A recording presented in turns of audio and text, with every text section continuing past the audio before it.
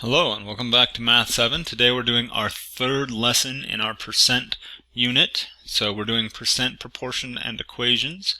If you go down to percentages week 1 and you look at Wednesday, go ahead and click that U3L3, so unit 3, lesson 3, percent, proportions, and equations. Go ahead and click the link to the slides. And once you make a copy of that one, you should be good to go.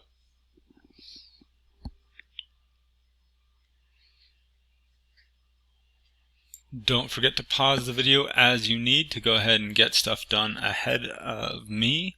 I'm going to change the view to 100%. And we'll take a look at this one. So go ahead and again fill out the name, date, and period. And then we're going to talk about our percent proportion and how we're going to use that equation to help us solve problems. So percentages are used frequently in real life and can be solved two ways. We can set up a percent proportion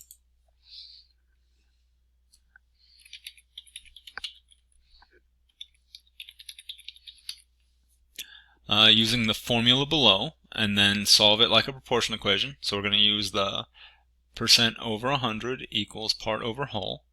Then we can plug in the value or plug the given values into the percent equation.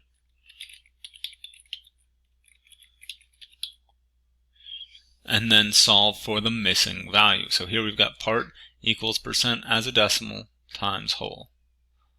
Alright, so part equals percent as a decimal times whole. So we will always use one of these two. And to be honest, my favorite is generally this lower one here, part equals percent times whole. But you just have to remember that the percent as a decimal. Now we're going to try to mix it up and do a little bit of each and see which one we like for each one. Alright, so let's go ahead and take a look at these situations. The 7th grade class held at the end of the year dance. Of the 300 7th graders, 246 decided to attend. What percent of 7th grade class attended the end of the year dance? So we want to know the percent. Alright, let's think about setting this one up. So we've got our equation. Alright, and I'm actually going to use my drawing tool over here. Well, no, let's not actually. Let's just go ahead and think about it. So our percent, P, divided by 100 has to equal 246 divided by 300. So let's just do this as a decimal. 246 divided by 300. Well, that's 0.82, so that is 82%. So our missing P is 82% attended. Alright, let's look at problem 2 over here. Go ahead and read it. Try to set up the percent proportion, alright, and see if that helps you solve.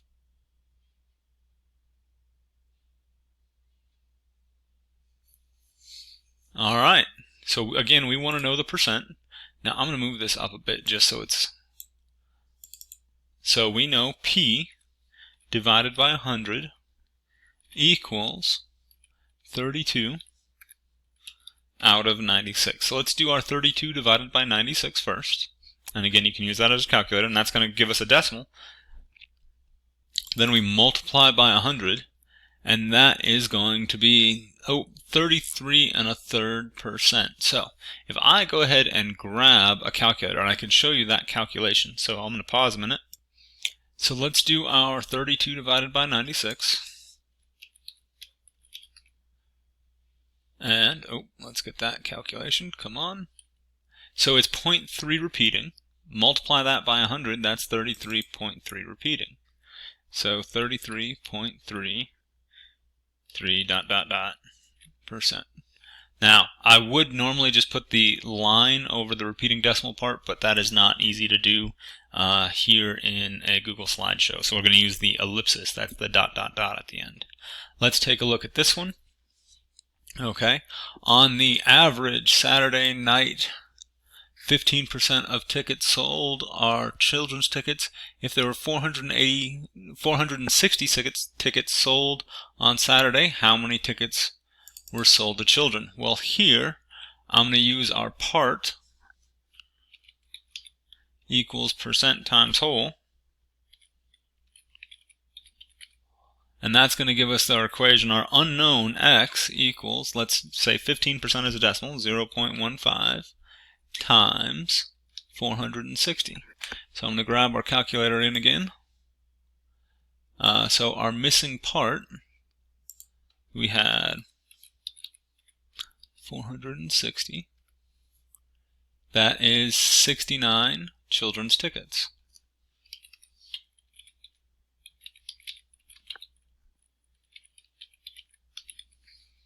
All right. Oh.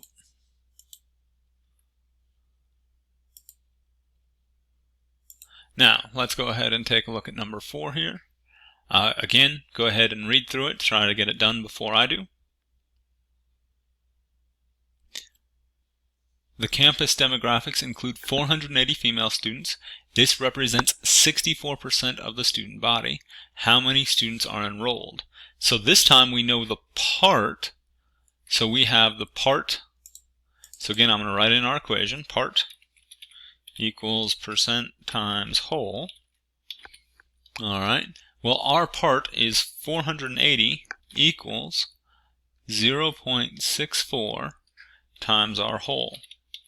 Now, if we want to figure out what the whole is, then we would just go ahead and divide both sides. Because what's the opposite of multiplying by 0.64? Dividing by 0.64. So we're going to take 480 divided by 0.64. Oh, and I forgot to put in the little plus sign to note it has to do a calculation. So there are 750 students. Which you might notice weird, I did a division and I got a number larger than I started with. And that'll happen anytime you divide by a number between 0 and 1. So go ahead and read 5 and see how you would set it up.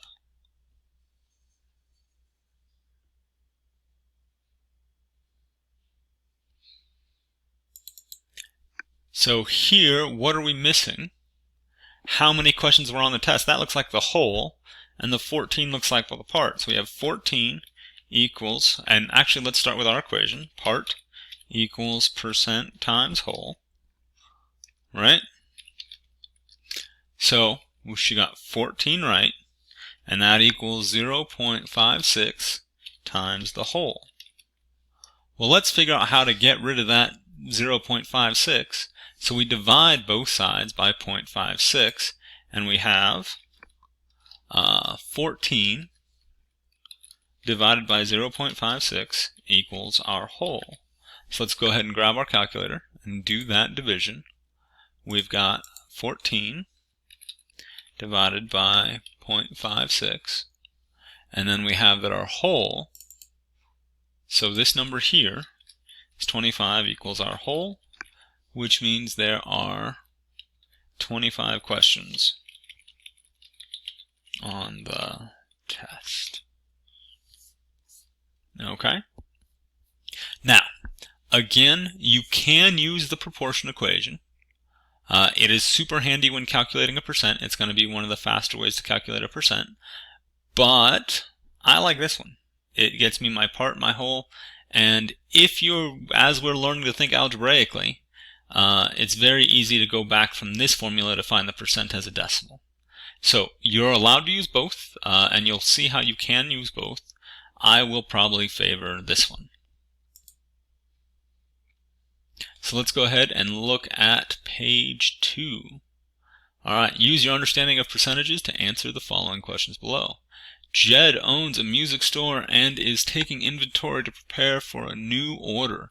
He has organized the count of instruments in the table below. Help Jed analyze his store and place an upcoming order. So currently, he's got 65 string instruments, 90 percussion instruments, 159 wind instruments, and 186 brass instruments. find the percent of the store that each category of instruments comprises. So go ahead and try to do that. Figure out what do we need to know first. In this case, we would probably want to know the total, right? So go ahead and calculate that total. Feel free to use a calculator to help you out, and or some sort of online calculator. Alright, let's start breaking it down. So first thing that we know, and I'm going to use this to help me sort of make my notes look all nice and organized. We've got string, and in the string we've got 65. Then we've got percussion, and then we've got 90, then we've got wind, and that's 159, and then we've got brass, and that was, I missed it, let me go ahead and look, 186. So our total equals, now there's a fancy word that's sum that just means add up a whole bunch of numbers. So when I say the sum, that means to add them all up. And I've got a total of 500 instruments. Right? So if I want the percent, I need to take the part divided by the whole. So let's take this divided by 500. Alright, now that's going to be my decimal, and I'm going to have to take that decimal and turn it into a percent. Alright, so we have got 13% string instruments,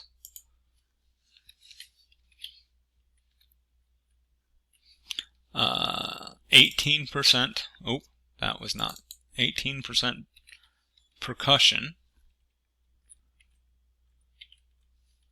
Let's see what else we've got. We've got 31.8% wind.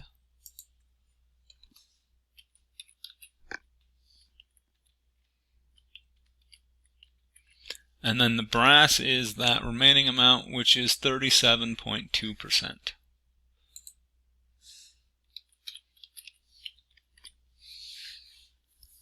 Based on previous sales, Jed determined that he would like to order 30% more percussion instruments. How many percussion instruments should Jed order? So we want to know what 30% of 90 is. So our first thing to think about it is 30% of 90. Now that tells us that 90 is our whole, and 30% is our percentage. So we're going to use our part equals percent times whole. And so our part, the ones that we want to order, equals, well, what's our percent that we want? 0.3 times 90. Don't forget that we're writing it as a decimal. And that equals 27. So he should order 27 more percussion instruments.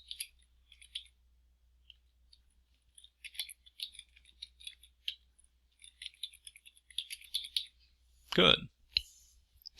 After the order arrives, Jed has a total of 130 string instruments. What percent of his string instruments are new? So he had 165, he had 65 and he has 130. So let's first just find how many new. New was 130 minus 65, which is 65. So 65 out of the 130, that's exactly half. So that is 0.5, which equals 50%. So what percent of his string instruments are new?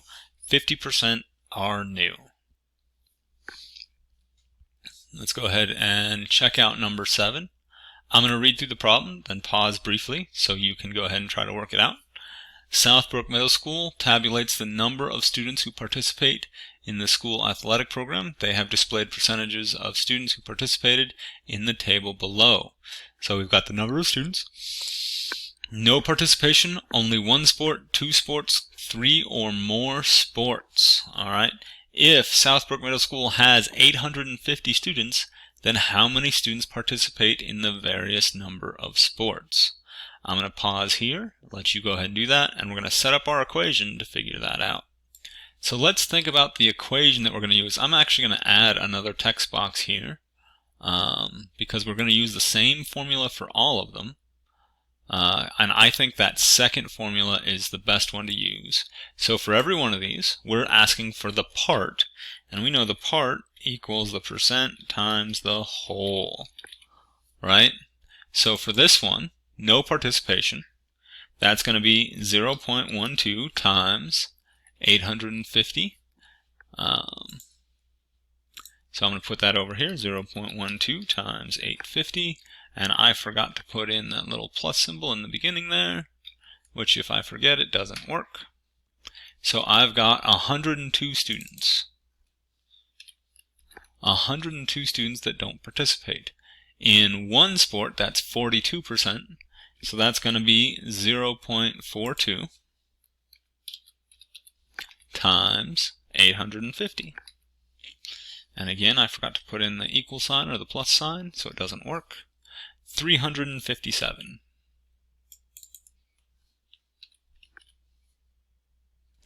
Two sports is 28%, so we get 0.28 times 850,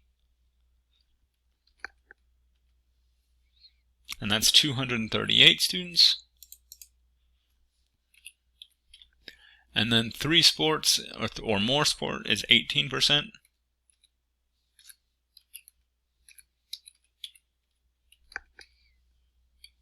And that's 153 students.